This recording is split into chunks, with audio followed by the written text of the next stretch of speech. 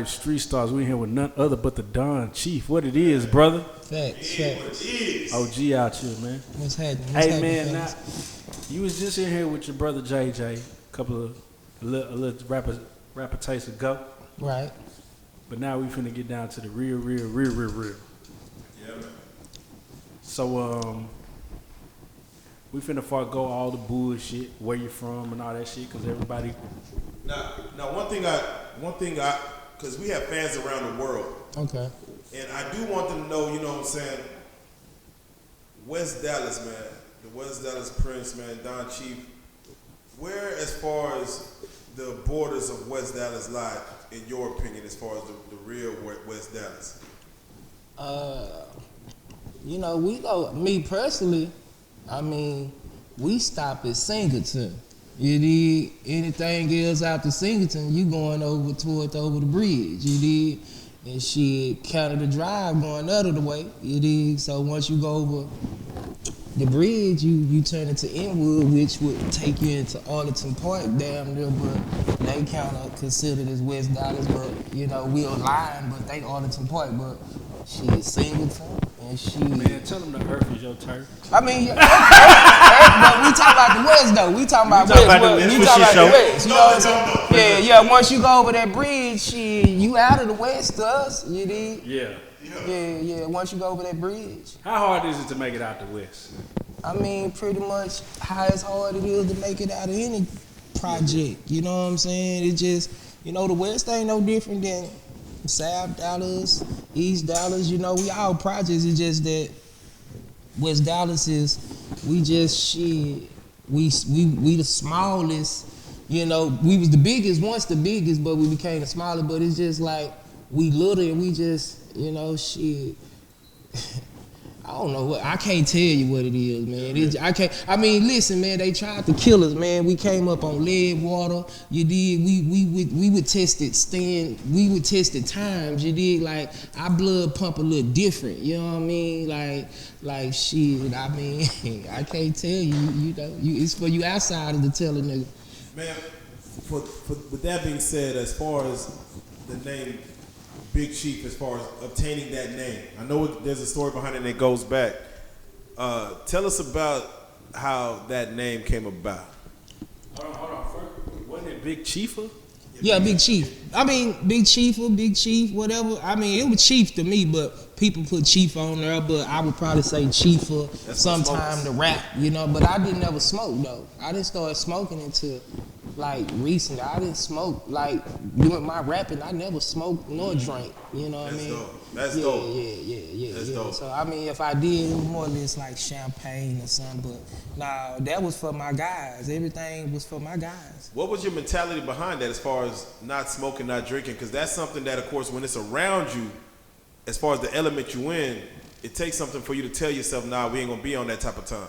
I was just half life, you know. I was just half getting that money, you know, looking good, you dig? So the smoking was for y'all, for them, you know. Shit, I like the way it smell, you know, blow it in my face, you dig? Say type shit, but cologne, you know, with that shit. But it wasn't no want to me. I just I tried it out when I was messing with my guy Paul, you know, Free Paul Lions Den, and I was doing my Fuck Your Feelings album, and I was like, man, I just want to do an album high one time, and I got high the first time with JJ Paul. We was in the studio, Bonafide, you know, I was rapping high. You did when the video, yeah. It was What song was that you was high on? It was Fuck Your Feelings. It was the one where it was Fuck Your Feelings Volume 2. All right. Yeah, Fuck Your Feelings Volume 2. That was when I first started smoking. So, but you know, all beginning, I didn't do no smoking. Definitely, man. No drugs, no nothing. With that being said, I know you was running with as you was coming up with a clique that kind of got into your name, say. Yeah, Hoolin Tribe. You dig? It was me, King, may my nigga rest in peace, K-I-N-I'm-A-G. It was Dub 6 and Grave. And we was called the Hoolin Tribe, and I was the youngest. I was just like, man, I'm gonna call myself the chief. You know, my kinfolk was king, he was older, he was king, you know. I was like, shit, I'm the chief, shit. You know, just on some young bullshit, and you know, it just really stuck. I mean, it was something I wanted to do because that's what I felt I was. You know, like shit, I always was the head of the pack. I don't give a damn what it was. So, you know, I just felt it complimented the name of the group too. Did you ever question the name as far as when you started trying to pursue a rap career? Did you ever feel like, you know, most people kind of play with names or they gonna go by what they go by.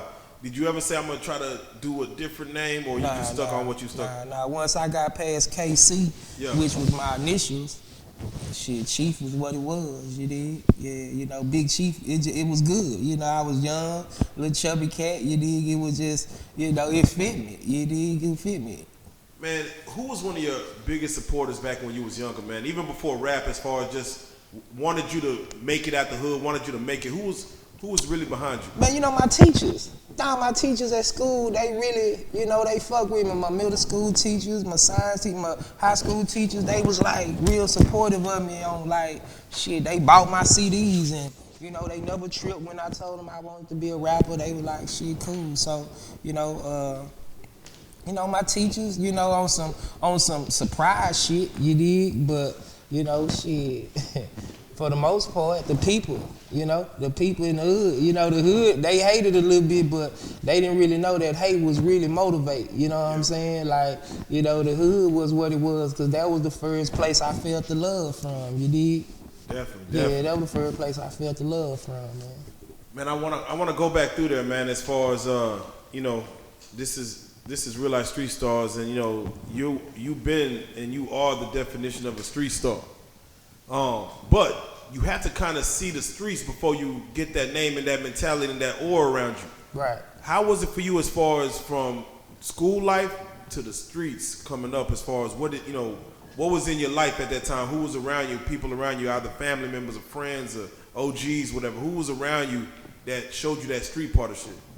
I mean, for one, we was born in the ghetto, you know, so shit, coming from the bottom, it wasn't nothing but street shit that had us. So, you know, shit, I got a big brother, but shit, I'm in the projects. When we stepped outside, it was a jungle. You know, we stepped outside in the jungle, even though we was cubs.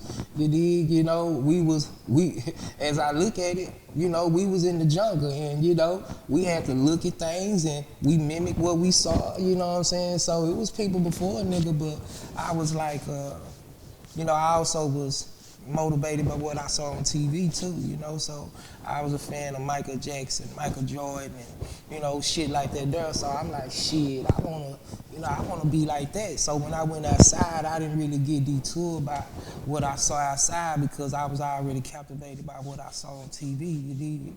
And it just made me, when I came outside, be like, shit, what can I do to get on TV? You know? Real shit. You know what I'm saying? So shit, it was more or less shit, let me play some football, let me play some basketball, you know what I'm saying? So, you know, we jumped out the porch and that'll be the thing, but then, you know, we go to school, we also seeing, you know, shit on the streets, drugs, you know, guns, you know, men and shit. So it's like that shit was fun too. You know what I'm saying? That shit was a adrenaline rush also, you know what I'm saying? But, you know, it was people before me, you know, that gave me the skeleton of what to do and what not to do. You know what I mean? So, you know, shit. Now, a little bit fast forward to the music in the early days. Now, I don't know if I'm gonna say it correctly, but you were a part of an entity, or maybe this was the entity of your own creation called Take It Off or Take Off. Take It Off. Take It Off Entertainment. Yeah. Tell us how that came into fruition, or how that came into being, or what was that? I mean, Take It Off was just, you know, shit, we was like, we finna take off like a rocket, you know what I mean? Yeah. And that was just the name of what we called our situation at the time, Take It Off Entertainment, because we feel like, man, we finna blow up, you know what I'm saying? We finna take it off, you know, that was the first chain I got. It was my Take It Off chain, T.O., you know what I'm saying? Yeah, Because that was funny, because it was like, I remember picking up having your first project. It was you in the Burberry fit. Yeah, you was on the Wookie. red carpet. That was my Wookie game. Right, I wasn't gonna say that, but hey, check this out. cause hey, 100 with it, yeah. At the end of the day, before I had it. Yeah. You dig? So it's like I seen myself fly before I was fly. So, you Right. know, it was like shit. When I could get a little bit fly, I got by. You know what I'm saying? Amen. And that's just how I did it. But, you know, yeah. That was actually the There Go Chief. Yeah. Acting Bad. That Acting was my Bad. second CD before, after Exotic Games. Exotic Games is the one I dropped while I was in high school, and Acting Bad came after. So I had a burnt version of Acting Bad. Yeah. Bootleg. Yeah. Bootleg. Yeah, all them bitches with bootleg. Yeah. Shit, Man, you that had one shit like- professional. If I'm not mistaken, you had Go Live on there. Man, I don't even. You got this. I ain't played that joint. I Man, can, what? check Go this out. Live. Yeah, anybody Go got Live. Anybody got that? They'll realize Chief fan, like Man, Big Chief. but They I fuck had, with me. man, I had that bitch in 12th grade. You hear me? Facts. But you know, were you cognizant of what really the fan base that you had growing up so young and doing music? You know, back in that era. Honestly, I didn't, because I was stuck in West Dallas. I didn't go out of West Dallas. You know, like literally, I didn't go out of West Dallas, so I was surprised by how anybody got my music. Cause I'm like, shit, I'm just in the West, but you know, my guys that was older than me or was out in the streets, they'll be taking my shit, you know, bumping. I didn't know that I had promoters before I had promoters, you know what I'm saying? So it was like, I didn't know that my shit was going outside of the West, you did? Now, one thing that's been, you know, a constant about you as far as just from the fans and the love is that you always had that voice that, you know it's Chief when it comes on. Like almost that baby voice that, you know, where you said, how was that as far as when you first came out, as far as people receptive of your voice on these hard ass beats, whatever? I always got fucked up about my voice. But Yeah, because I was gonna say it was a gift and a curse. Yeah, I got fucked up. Because on one end, you stood out more than everybody, but on the other end, everybody thought you were A female, female, or they see me then, they be like, man, that big old young nigga, man, that's a goddamn. So it was like, shit, I didn't even trip because, you know, I'm like, it sounded okay to me. Yeah, I hear myself every day. I ain't feel like she was wrong with my voice. You know what I'm saying? For real. Yeah, but shit, and then I heard myself, I be like, that boy do sound like a chipmunk. Or I would hear Mia X, and I be like, that's me. And I have to walk up on it and be like, God damn, man, Mia X sound just alike sometimes. Wait a minute. So, have you ever gotten a situation where they heard you rap but never met you and you pulled up and they like, nah, this can't be the guy? Oh, no. It ain't. I mean, because when I talk, you gonna be like, oh, that's him. Yeah, that's him. Yeah, you know what I'm saying? I want to know as far as, you know, when you coming up as far as the Pimpsta influence. Okay. You know, what that was for you, what that meant to you as far as trying to get your leg into the game. You know, how was that whole orchestration? As I look at it now, it meant everything, fam, because shit, before we met Pimpsta, we was on some green box shit. You know? Yeah. The palms. You know what I'm talking about? Ghetto Shit. bird. Yeah, and it's like, you know, as I look back, I'm like, man, he really showed us early game. You know, I got my first paid shows. I made rap money, like show money out Pimpsta. You know what I'm saying? He broke bread with a nigga, you know, going to a quality studio, Steve Paul, you know what I'm saying? You know, it was cool for me, and you know, he latched on to me for some reason because, you know, he was like, man, that young nigga remind me of me, you know, and he just would, you know, he would be considered my rap big homie, you know what I'm saying? Right. Pimpsta my rap big homie, you know, he fucked with me the long way, so he was very, you know, valuable to the young Chief, you know what I'm saying? Because shit, if it weren't for Pimpsta, I wouldn't have never met C-Dog, which knew Kevin A. Which had a situation. It was all the domino effect, you know what I'm saying? Yeah. Was there ever anyone that was rapping with you at the time that you felt was supposed to be right, that was supposed to be right there with you as far as growing with you? You know, of course, that maybe not make it, whatever the situation might have went left, whether locked up or whatever. Was there anybody that was like your peer rap wise that was coming up with you at the West or anywhere else? Yeah, my guys, you know what I'm saying? Like, you know, everybody from Bone, you know, T-Bone. You know, T-Bone did all the singing. You know, I come from there. Like, I always, you know, wanted singing with my shit. You know what I'm saying? So it's like everybody that was aligned with me, I feel like should have been right along with me because we started together. It's like shit. We didn't do nothing. Like it didn't let nobody start first, second, and do nothing different. We started the same, doing the same. It's just that, you know, I pushed a little harder. You know, it wasn't nobody didn't get no extra juke. Yeah. Nah, we all started from the, you know. So it's like shit. But I was also proactive. You know, boys didn't. You know, I'm loyal to what I love, so I learned to love it and I was loyal to it, so I took it serious. That's why, you know, it's like, you know, a part of my big vein. It's not something I do. Like, I would rap up without the money because it's a part of my Bible. You dig? It's my Bible. It's how I, you know, get off a little bit. You dig? Yeah. I'm gonna go off on a tangent because I've always had this question. Go harder.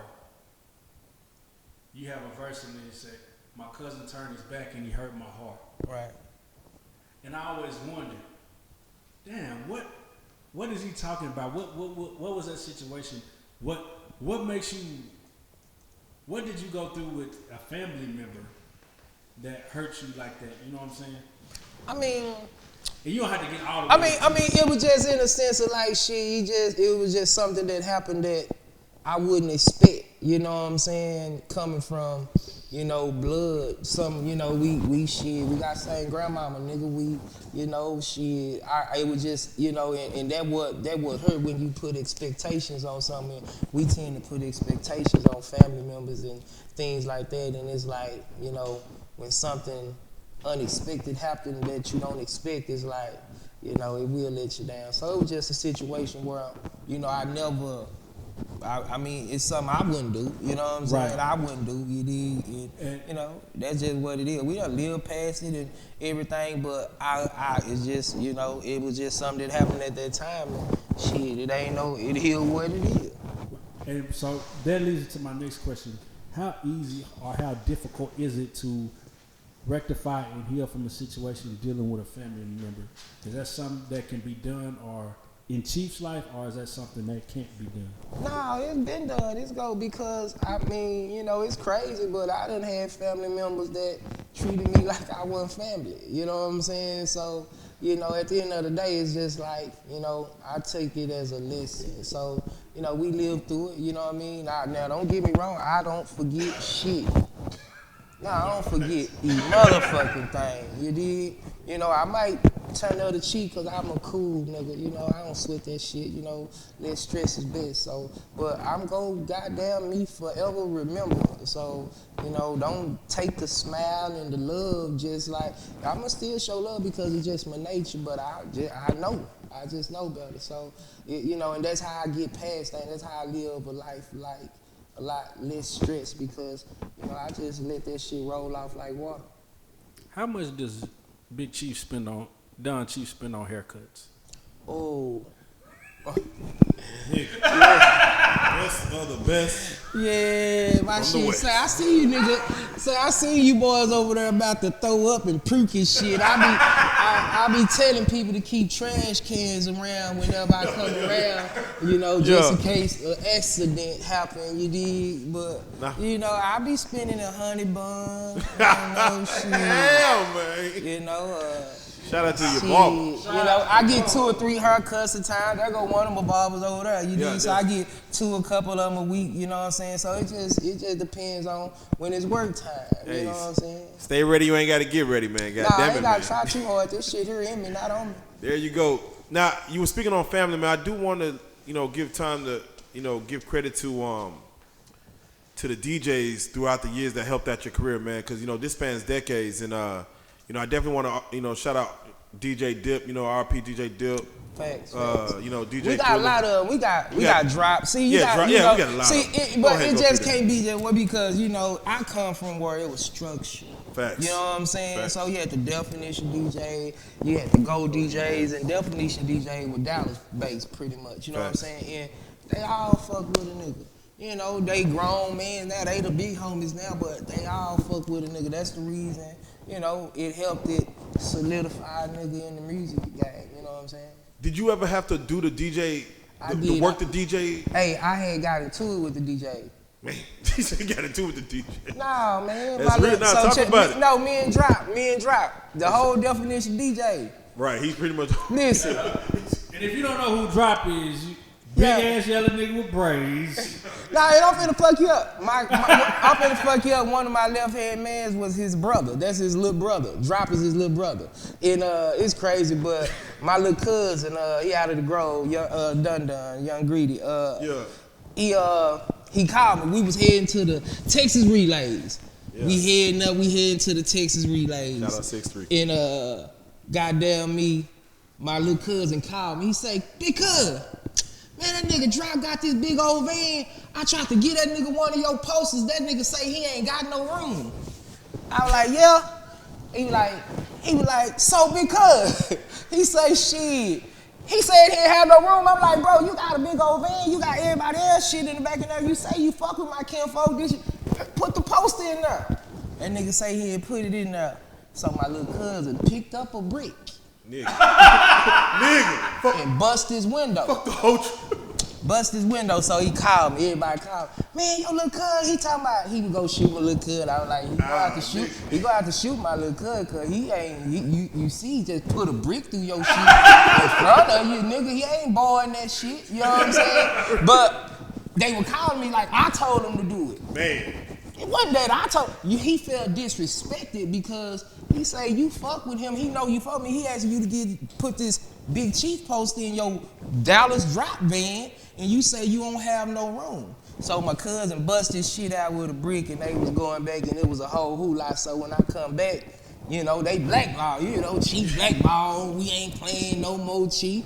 So shit, I pull up with my guy. We just heard it was DJs against the whole lot of street niggas, man. Man, we ain't gonna act like any DJ. Nah, you know, I don't mess with rap shit. Listen, this on some niggas, you know, play my shit. I like, nigga, I didn't tell my little cousin to goddamn me bust your window, but nigga, shit, I'm with him though. Nigga, you should have put it in your motherfucking truck. You should have had no issue. So, but we got past it, but yeah, but you know, I done did the whole meet and greets. I done catered for 97.9, K104, Dave and Buster. I done did all of it. You know what I'm saying? I done catered to them boys. I done paid that toll fee. Now, I'm gonna tell you one of the Big Chief shows I was privileged to go to, and it was. I'm gonna even tell you what the motherfucker you had on. DMX. That bitch was packed from wall to wall. You had on lime green, black Louis Vuitton sneakers, the Louis Vuitton scarf. Right. I'm talking about, I had never seen that many people at one place at one time in Dallas history. DMX was a fool. Yeah, and I mean, just give us the feeling like you was one of the only niggas who can really fill up the club. I'm talking about, and it was 40 at the door, 20 to park. And that's if you ain't sitting nowhere, you ain't bought a drink yet, none of that shit, and you ain't skipped nothing. This is, cause I waited in line, cause I wasn't having money like that just yet. So I waited, and that line wrapped around the building. Just tell us a little bit about that. I mean, first of all, you know, shit, you gotta salute to Corey and them. You know, they promote the promotion. Shout out Clout. You know, how he had the goddamn club game on lock, and pretty much all the artists he fuck with, you know, for me, it was cause I worked the streets. You know, and the streets was in the clubs. Even though we danced a lot, them niggas was still street.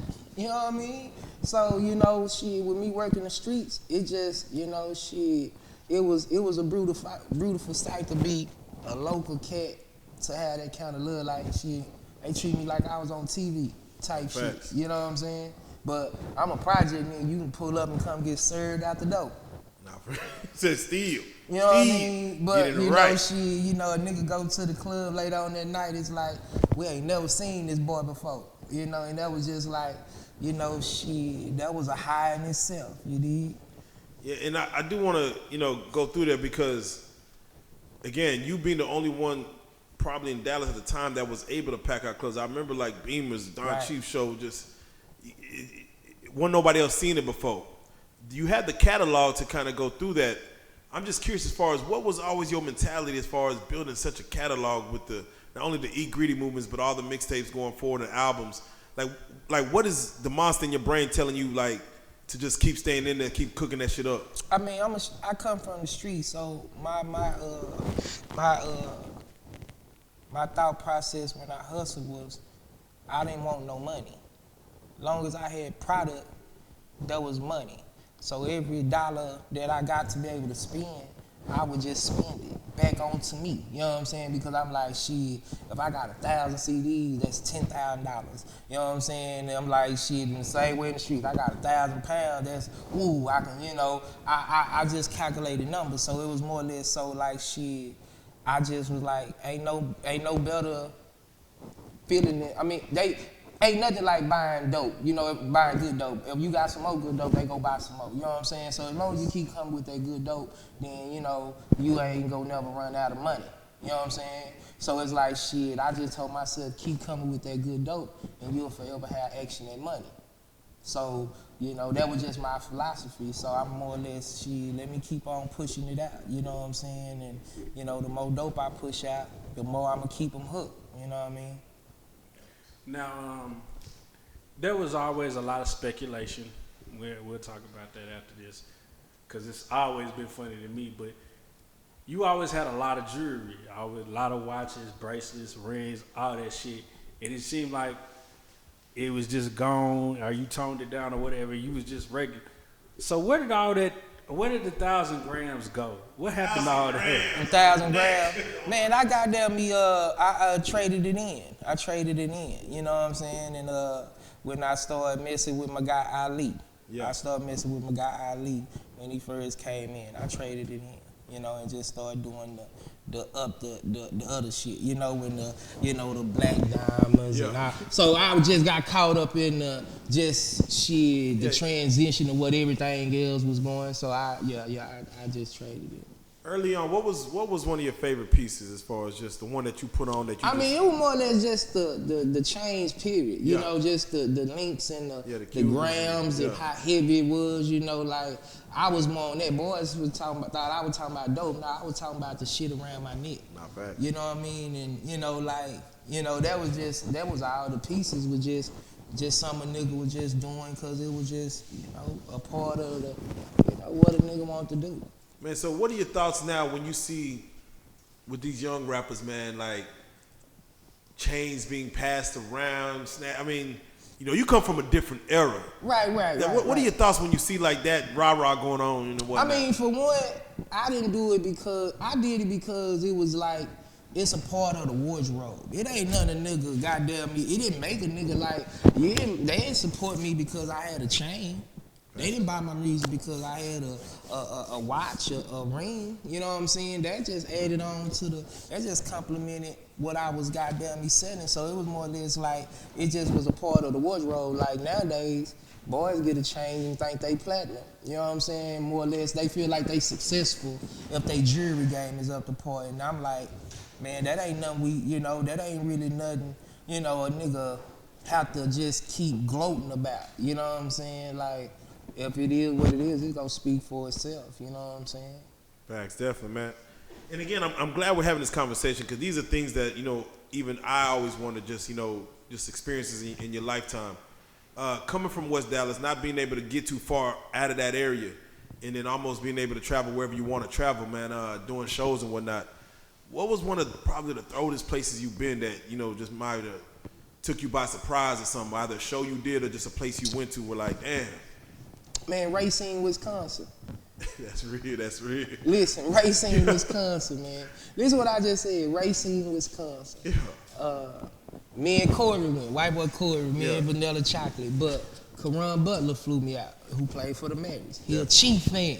Definitely. Listen, we never met like this here. That boy spent that money with me, flew me out. We ain't even did this here, but I'm like, he a Chief fan, so I go out to Racine, Wisconsin. I was just like, Muddy Waters on Cadillac Records when he flew over to London. He was like, shit, what I'ma sing for these folk? You know what I'm saying? And I was like, shit, man, I don't know what these folk go sing. What these folk know, man? So shit, we get in there, and this bitch is jumping.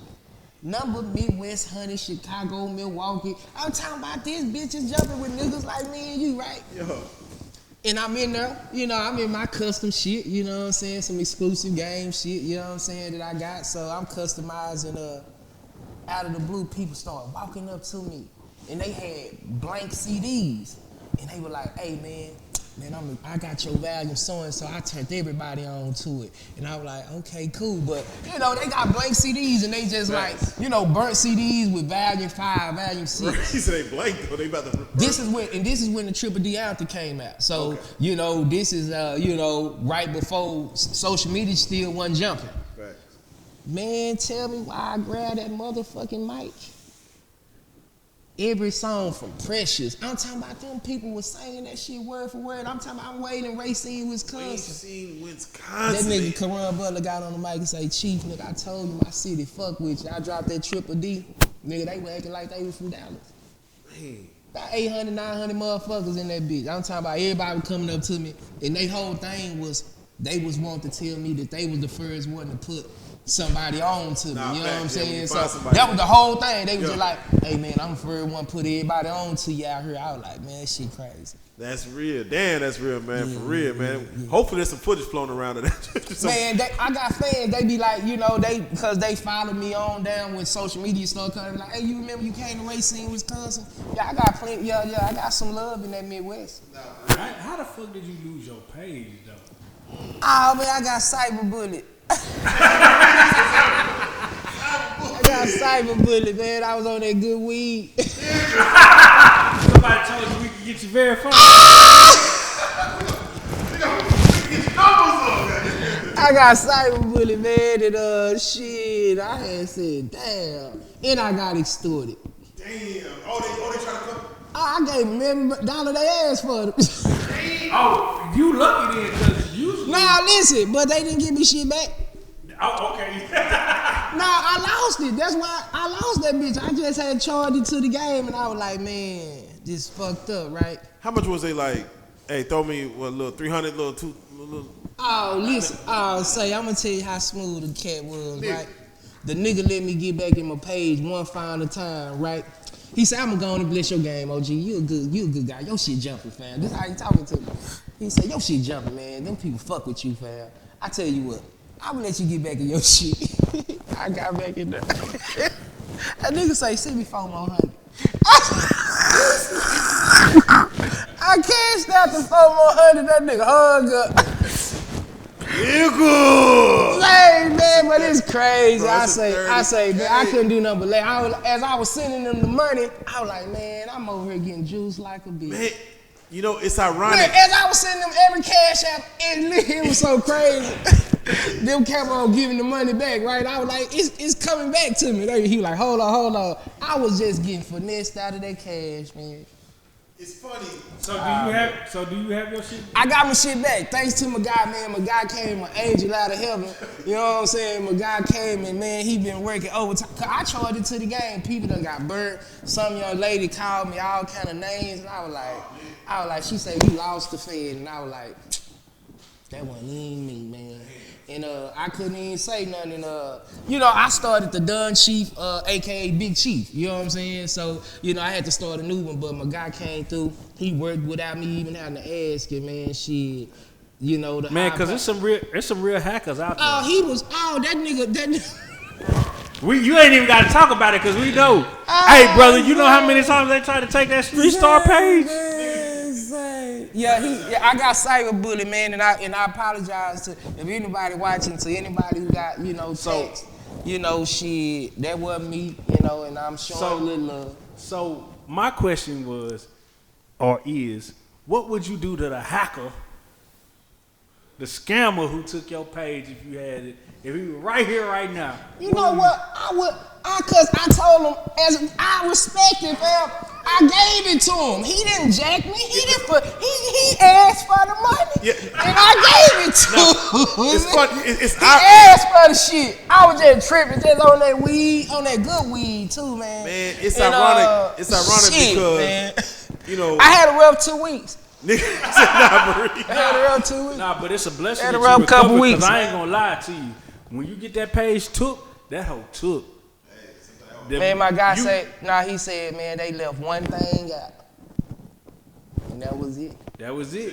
Hey, fuck you hackers. Just like fuck Nah, you yeah, you jackers. bitch ass nigga. You Fuck you wrong. hackers. Listen, like fuck I already you I jackers. say you gonna be laughing at me because I'm gonna get another. That bitch gonna be popping, and you gonna say I got that nigga. Yeah. Nigga, it's a different game now. Niggas get their money all kind of ways Yeah, now. he won a little bit. He ate a little bit. How would it have been if Cash App existed back in the day when you was on the hot A fool. nigga? Nah, a fool. Nah, how would it have been if any of this shit existed No, when back I came social through? media, all that, yeah, all Nah, that. no, don't get me wrong. I would have been like, I wouldn't have been. I just wasn't never rambunctious. Like, I would have let my shit speak for itself, but I would have broke the internet a few times. Nah, nigga, for real. Nah, I know I would have. You dig? And it's okay. You dig? And that's why it's pivotal that a nigga get him this game because it's been some legendary shit that done been going on down here in the Triple D that, the light need to be shined on, you know what I'm saying? That's real. Speaking of some legendary shit, man, I definitely want to real quick touch base on the Pookie, Lucci, Kevin A situation, you know what I'm saying?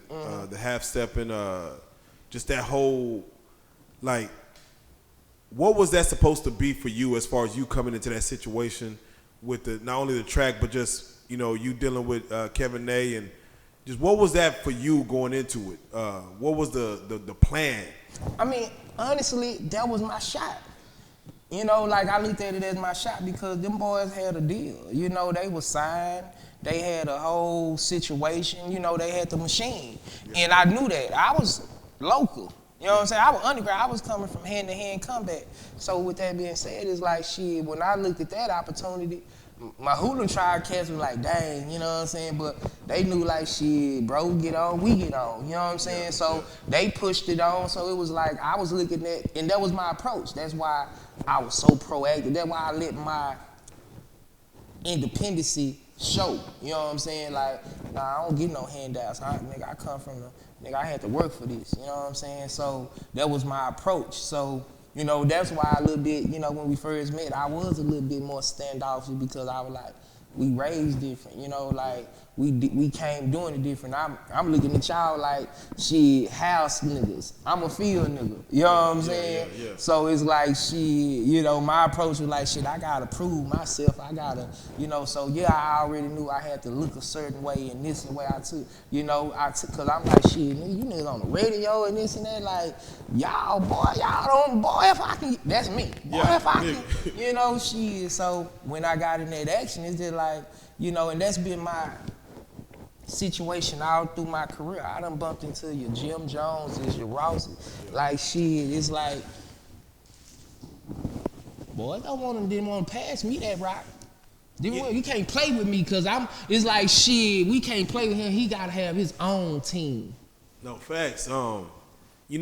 It's crazy because it comes to the point to where when you talk of, like your Jim Jones, your Rouses, and, your other artists kind of coming up around that time and kind of moving and shaking, it feels like you was kind of that one cat in Dallas that if there was a situation and they got to tap into, it'll be like, who's this chief? Like who's this big chief that they talking about? Were people tapping in back then as far as just on the music tip, as far as, Dallas was always a bag city. You come get the bag, you dip out. Right. But you still try to, finagle with the locals and, see what's going on. I mean, were they touching base with you? I mean, how you think they were coming down? I mean, some of the shows I was throwing. My money was getting put up. You know what I'm saying? Fact. But how you think I was able to get the verses and how you was like, they was tapped in. They knew. I was locked in with them. You know what I'm saying? So, but when we tapped in, it was like, shit, nah, that boy, they was still hungry. They weren't who they are now. Yeah. You know what I'm saying? You know, so it was like shit. We was still, you know, all riding the same lane a little bit. It's just they had the machine. Yeah, definitely. That machine is different. Yeah, that machine is definitely I was different. my own machine. Speaking of the machine, you know, not only with that, you know, the whole, you know, Kevin A. Stony Crook situation, you know, No Limit was getting big at the time. Cash Money was getting big at the time. You know, Right, there was was the things were coming up. There was scenarios where, you know, any labels try to get at you in that way, and also there was scenarios about the whole Cash Money situation that was people were talking about supposed to pop off. You know, Don Chief about to sign to Cash Money with Baby and stuff, and you know, what was that as far as was anyone trying to reach out to you, and what was that particular situation in regards? Nah, I mean, if they wasn't getting at me. There were too many people in the middle. You know, as time went on, I learned that they was trying to get at me. But as time went on, every exec damn near was trying to get at me for what I heard. You know what I'm saying? But it's like, how y'all didn't get to get at me? Like, shit, y'all come to Dallas, but it was so many, it was protocol. You know what I'm saying? It was like, at that time, you gotta understand, I was like the thumb. You know what I'm saying? I was the thumb on the hand, so I stuck out a lot. You know what I'm saying? By me being, you know, so proactive on my own, it was a plus and a minus for me. So, you know, and I was a tad bit more, you know, emotional with this shit with back then for us with my music. So I kind of pushed the envelope on shit, you know what I'm saying? Like it's like, nigga, my money got blood on it, you know what I'm saying? So with that being said, you know, they probably was. I just never heard of them. You know what I'm saying? You know, I was locked in with my entertainment lawyer, James McMillan. You know, you might see him on there with Kodak Black right now, who just got out. You know, that's my lawyer. You know what I'm saying? But we was locked in, and he the one who helped assist George and Trinity and them on the deal with DSR for DSR thing. But other than that, nah, them boys didn't, shit, nobody wasn't trying to get at me, and I used to wonder why. Yeah. Hey, we're gonna fast forward a little bit. We're gonna go back to the future. Cause I was just at your album release party with JJ and Jamie Rhythm. Yeah, not one of your jams came on. Niggas just got to throwing money in the air. And wasn't no ass being shown or no pussy being thrown. But real niggas got to throwing money in the air. Tell me what that shit's about. Tell me why. Tell me what type of work you had to put in to get to respect what niggas. Not only do, because you had you had some sections full. Everybody knew who Chief was in that bitch. But niggas was like, when your shit came on, they just got to let their money go. Tell me what that shit's about. I couldn't tell you, but hey, we was there. I'm like, damn, nigga, this shit ain't stopping, goddamn. Cause anybody know my money ain't for show. You dig? Yeah. You know, I ain't never been a Thor, or a shore. You dig? I'm always gonna hide it and divide it. You know what I'm saying? I mean, he felt the move. He felt in the mood to where that gave him that feeling. So I'm glad he gave him that feeling. You dig? It was just, I couldn't tell you because it wasn't nothing orchestrated. I didn't know he was finna do it. It just shit. When that Dun Chi came on, shit, that's how he want to get it. He want to, express himself. And at the end of the day, I mean, that's a fad. That's what niggas do. That's what we do. That's how they flex now. So who is me to knock the flex? And what made you, kind of kill the Big Chief and stick to the elevation? Elevation, you know what I mean? You can't be, it's just like, nigga can't be Lil Wayne forever, nigga can't be, but then it was also on some personal shit too, you know what I'm saying? And, I always called myself Dun Chief, but, it just came a time where I was just like, shit, I looked at Big Chief, I was like, I ain't that young nigga no more. That young nigga, I ain't that nigga no more. You know what I'm saying? I'm a whole different animal. You know what I'm saying? And it just where I'm at right now. You know what I'm saying? Shit, I'm just on some grown shit. Dun Chief is just a grown man. Big Chief was the young cat. Was the young boy. Right now I'm a bully. Definitely, man. Touching the kind of money you was touching, was there ever a situation where you wanted to leave the city, get a little spot somewhere else to kind of be out there for a little bit? You know what's crazy, man? No. First and foremost. Shit, man, it's like, I mean, you gotta be able to be in that position to feel how I feel. You know what I'm saying? Like shit, the city gave me love. Yeah. No, my city gave me love. It wasn't no hate. Nigga didn't hate me out. Yeah. Nah, my city didn't hate me out. My city gave me love, so that was probably a problem because I was like, fuck it, where as long as I'm getting this kind of love in the city, I ain't never leaving this motherfucker. You know what I'm saying? Because they didn't hate me out. That's facts. Listen what you said, man. I live, nigga, I'm local, nigga. They gon' come and see me on Sunday like they can't come and get nothing from me. Facts. Like they can't come and pull up on me at Big T. Big facts, big facts. So it's like, to get that kind of love, shit, I fell in love with it, fam. That's why I ain't never had a girlfriend. Yeah. Did you ever want to, you know, as far as, you know, seeing what Dallas-Fort Worth was, you know, did you ever want to create something out here? Or do you ever try to create something out here that could get... Big facts. Was like what was a project that you might have had? I mean, you know, the E-Greedy is a movement. No, facts. You know, it's a movement. It's for everybody. You know what I'm saying? It's a way of life. So anybody that I'm aligned with and I fuck with, this is what, you know, I push. Like, shit, I'm trying to help you blow. So if I'm aligned with you, I'm giving you the platform right there. You know what I'm saying? Because at the end of the day, I don't even align myself with too many. Not my brand, because I worked hard for it. So, you know, yeah, you know, it's just like shit. For one, boys got to take it for serious. Like, I take this shit serious. Boys scared to spend money on themselves. Man, it's crazy. You know, watching even the young cats come up. Everybody from either radio personalities to whatever say, man, you know, to do this, you got to have something about you, something in you. It starts with not just, you know, your rap, but, you know, your wardrobe. Right. You've always been just particular about your wardrobe, stepping out fly, jumping out fresh. How important would you say not only is that for your mentality, but for a young nigga coming up, you know what I'm saying, as far as just being seen, just being present? That's very important. Man, people gonna treat you how you look. Yeah, that's facts. You know, I mean, and it is what it is. So it's like a catch-22. You gotta buy the jewels. You gotta keep up, because if you don't, motherfuckers go look at you and be like, shit, you ain't who you are. I went through that stage. Yeah. You know what I'm saying? I wasn't born with it. I had to hustle for it. So I've been rapping a long time. So I went through the stage where them girls told me, shit, rappers don't dress like that. Rappers don't drive that. You know what I'm saying? And that shit, I'm a nigga with pride or ego and shit. You know what I'm saying? Especially at that time. I had a real pride and, you know, shit, like, you got me fucked up. You know what I mean? You know, I ain't finna be the ass in. You know what I'm saying? Yeah. And that just, you know, and I'm like, shit, you know what? You go feel me, young lady. You know what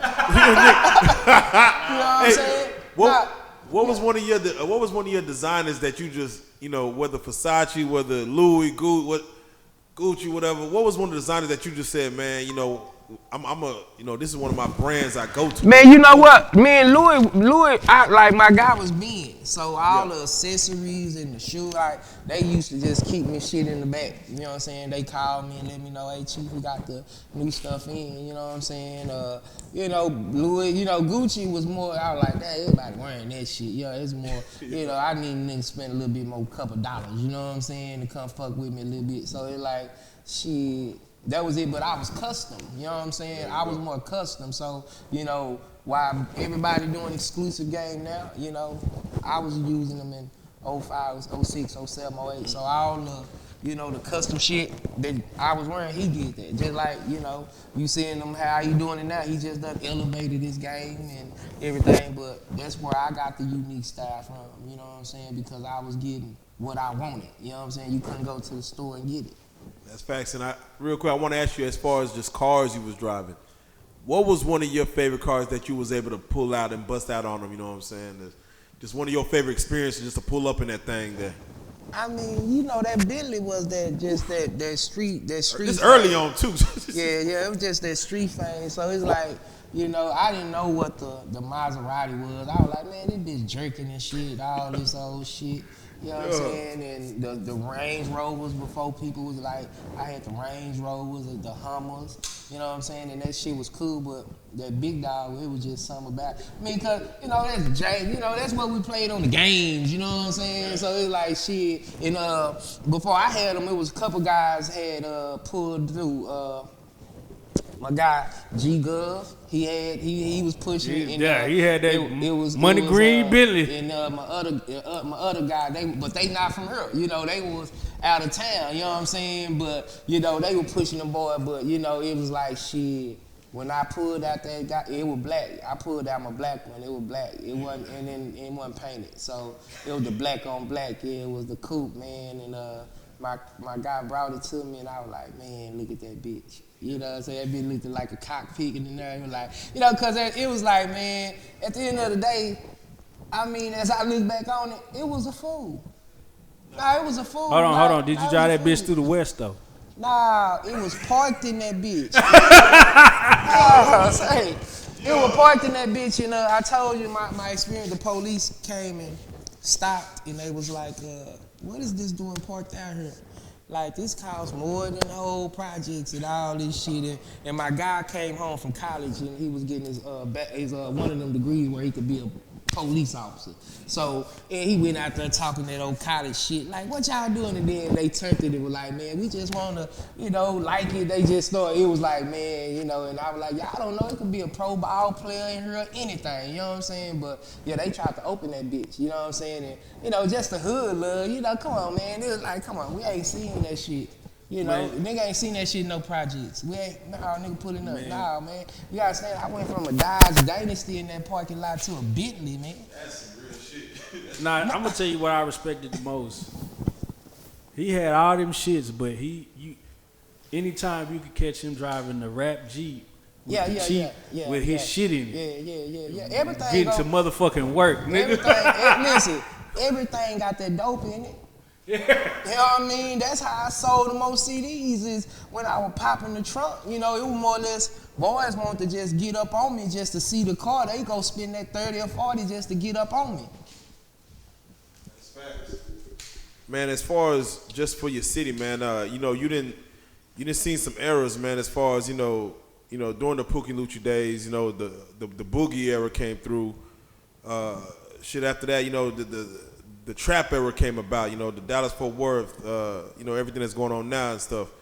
As far as, you know, being able to kind of maneuver through this and still being able to make the classic and the timeless music that you make, what is your thoughts as far as on just the Dallas music scene as a whole, just from where it came from, where it is, and where it's going? You know what? As I look at it, man, I salute my city, you dig? Because at the end of the day, I'm the only one who could tell the whole story. You right, I'm the only one who done been through the generations, you dig? And like, as I look at it, I'm like, man, we done came from this to, you know, like, we are an impact city in the entertainment field. You know what I mean? We went from, you know, boys, you know, my Dougie. We got some impactful moments that come from, you know, Dallas-Fort Worth, that, you know, that I look back on, like, to where we at this point now, is deserving why we're at this point. You know, we may took a little bit longer than, you know, it took for a big city such as ourselves to be a number 4, number 5 market. We behind time, you know what I'm saying? Yeah. But for us to be where we at right now, I love it, you know what I'm saying? Because shit, it's like a goddamn free game right now. When I look at it, looking at the amount of money you spent on marketing your career, and I look at cats like Pookie Leroy, the amount of money they spent, you know, to market, you know, with Pookie, and, you know, to see deals come into the city with not saying they ain't put that much money into it, because I know money comes into it, but the amount of money y'all put into it compared to what's kind of getting put in now, is it like disheartening for you a little bit as far as, man, like we really flooded it, right? And then get the same output that, you know, some of these other cats is getting, you know, whether through just a little post on social media and it goes. And how do you feel when you see that, you know, knowing that you put, you know, a lot of, you know, payola into this thing? Man, you know what? I mean, it's just a toll fee. Yeah. I mean, I reap the benefits off of what I paid. It wasn't in vain. You know what I'm saying? I ate real good. You know what I'm saying? So, you know, right now it's like, shit, me having a better understanding, like, you ain't got to do it that way no more, bro. You know, it's a toll fee to fuck with me now. You know what I'm saying? So, you know, I look at it as, you know, you just being having to transition with time. You know what I'm saying? You gotta evolve with time, elevate. You know, you can't sell. It's different ways how you start selling that product. You know what I'm saying? As we move into 2021, if EBG meant anything to anybody, EGB. What does it mean for you today? And it's just EGB is just because I'm a boy, but it's really just E Greedy. And E Greedy is just the brand, you know, that's just the way of life. And it still mean the same thing it meant to me when I first goddamn start screaming it like I mean it. It's not a slogan, it's a way of life. You know what I'm saying? It's a lifestyle, you know what I'm saying, that I'm wanting to empower people with, you know what I'm saying? Not no selfish lifestyle, but shit, just hey, get it all the way while you can, cause tomorrow ain't promised type shit. You know what I'm saying? So, you know, it mean the same thing. Shit, it mean the same motherfucking thing. What was it to you when a young lady might come up to you and say like, you know, I want to be one of them greedy girls? You know what I'm saying? Like, actually, that's the play. You know, boom. You know, like that's the ideal. You know what I'm saying? You gotta have an greedy girl for an greedy boy. You know what I'm saying? Like, and that, you know, and on that note, that's what, you know, that's the next project, the greedy girl EP. It's strictly for the honeys. You know what I'm talking about? You know, it's gonna be you know, Greedy Girl Part 2, we gonna shoot the video to Part 1, so I'm gonna do some vintage shit, you know, so, you know, we finna, you know, we just, you know, that Greedy Girl shit it is what it is, because at the end of the day, just like I root for the guys, I root for the fellas. I'm a girl dad, you know what I'm saying? And my little girl say, I'm your Greedy Girl, I'll be like, yeah, so it's more or less, you know, I gotta, you know, keep empowering the honeys and let them know, you know, shit, get on your A game, so, you know, next month for them, you dig? Yeah, next month for them. Amen. Yeah. You got any shout outs? Most definitely, man. You know, salute. Make sure y'all go get the La Familia too, man. Go download off Spotify. Go check out the videos. You know, we got more videos coming up. You know what I'm saying? Also, go get the blocks. You know what I'm talking about? The Breeze Through It. You know what I'm saying? That I just dropped. Be on the lookout for the Greedy Girl EP. We gonna do that for February. But I just want to salute everybody that's locked in. You know, all the love that I've been getting. I've been feeling the love ever since I, you know, been back active, you know, so I love the flowers that I'm getting at this point, so I just want to salute everybody that's still fucking with me, you know what I'm talking about, and been fucking with me, and all the new folks, just stay tuned, you know what I'm talking about, we gonna turn it up a notch, and you know, documentary, I want to salute you boys too for y'all sharing y'all platform with me, helping me get the story out, you know what I'm saying, yeah, so. And if for any of these young niggas who want to get any bookings or features, most definitely. Holla at the kid, holla at the dub, man, and I'ma bless your game, you know what I'm talking about? It ain't even all about money, you know what I'm talking about? But it is a toll for you to fuck with me.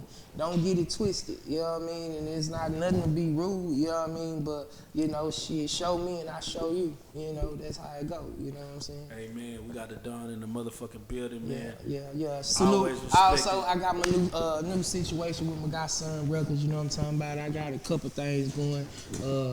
You know, Big Homie will be out too this spring, this fall. Salute to my little homies, Bill Strap and Dead and Deuce too, man. I see them boys. Man, them boys on fire, Yeah. Salute to my little homie, man. They out here twerking. My boy Becky wanted out that funk, you know what I'm talking about? You know, just salute. Just laid one with that boy Pookie yesterday. Y'all be on the lookout for that guy shit. He just wrapped up the album and the Don bless him. So, you know, just salute to the city, everybody that's moving and grooving. Keep pushing, you know what I'm talking about, reach out to me. My page ain't hacked no more. Fuck it. Page ain't hacked no more. Only the Don can get his motherfucking page. Yeah. Salute to everybody, man. Yeah, salute to everybody fucking with the Don, movement, we man. fuck with everything you doing. You know, we salute everything you doing, man. You really running the streets, man. You really having it your way. And bro, you've embraced us like we've embraced you. It's nothing but love. The original street star. Facts, Street star facts. before there was one, nigga. Facts, Big man. Chief in his Facts, man. bitch. Don Chief, man. Don Chief in his We bitch. we gotta get that nigga, what you call it, man. Hey, man, I'm a little drunk, brother. Hey, man, I'm an old school nigga. Man, I swear I'm about to. I swear I'm about to ask you He for on that that acting Grand bag. Marnier, man. And goddamn he slizzard, man. Man, he gonna pull out an original CD, goddamn. Nah, this ain't gonna be the last one, man. We gonna get back at it. Definitely, man. Shit, Hey, we fuck tapped it. all the way in. You already know what it is, man. Side Chief. shit, side shit, baby. Hey.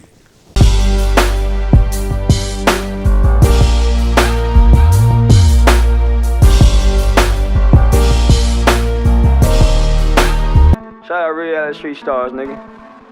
Moolah. Hey.